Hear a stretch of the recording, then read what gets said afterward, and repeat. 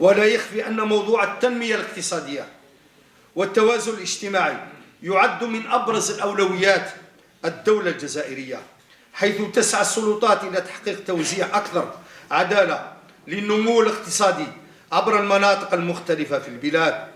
ويجسد ثبات الدولة على طابعها الاجتماعي منذ الاستقلال. الوفاء الدائم لرسالة نوفمبر الخالدة، وهو ما تترجمه الجهود المبذولة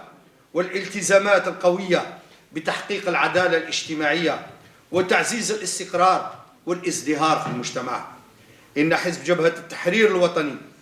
يثمن جهود الحكومة الجزائرية في تحقيق التوازن الجهوي، خاصة بعد قيامها في السنوات الأخيرة بجهود كبيرة لتطوير البنية التحتية في المناطق النائية وشقها الطرق وتحسينها في العديد من المناطق الجبلية والصحراوية والمناطق النائية، وتطوير الموانئ مما يسهم في جذب الاستثمار الوطني والأجنبي والعمومي والخاص.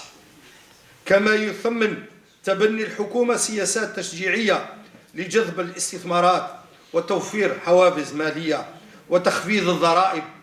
للشركات التي تستثمر في المناطق النائية، وهو إجراء يهدف إلى توجيه التدفقات الاستثمارية بشكل أكثر توازنا عبر البلاد، بالإضافة إلى تعزيز التجارة والقضاء على المضاربة والتحكم في السوق وترقية الخدمات.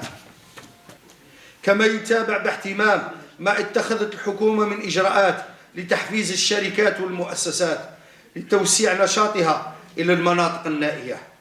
سواء من خلال توفير الدعم المالي أو الإجراءات التنظيمية. وإننا في حزب جبهة التحرير الوطني نثمن سعي الحكومة لضمان توزيع عادل للثروة وتجسيد تكافؤ الفرص الاقتصادية بشكل متوازن عبر جميع أرجاء البلاد،